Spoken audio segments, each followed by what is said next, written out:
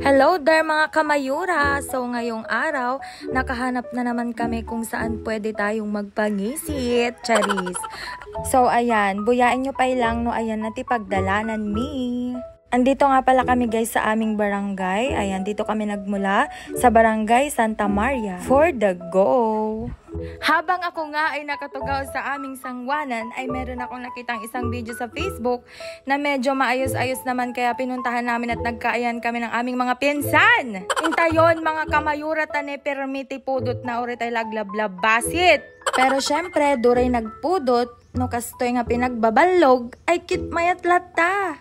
Pero syempre, bago tayo ag happy-happy, kit kailangan tayo pa iti pangpadagsin ti tiyan. O ayan, napan kami dumagas apo ti makan ito'y 7-Eleven.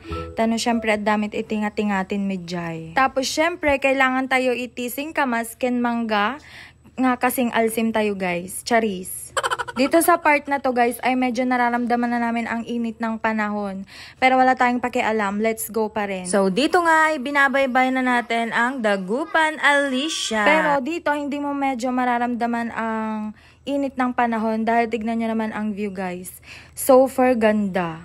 Medyo nakaang-angis na ako dito guys kasi medyo acidic na kami. Ang alam ko ay ako ay mapupukaw guys. Kasi tignan nyo naman yung pagnaan ko. May stress ako. And after how many years, nandito na tayo sa ating final destination. O, yan, umulog tayo guys sa atan. O, kitain nyo no kasano kapintas.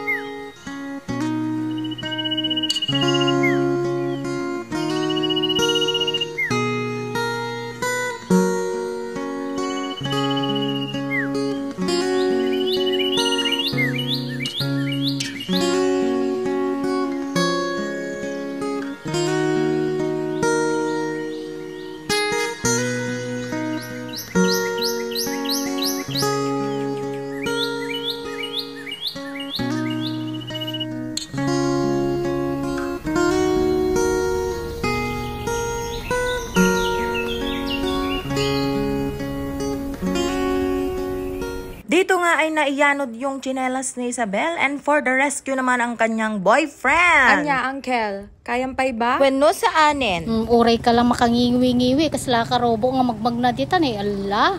Tata kumalay atan. Naalanan. Namamanog. Perme. Ay agay as pa dito no mo kinakiday. Kitain nyo mo di sa kan ni Mayura.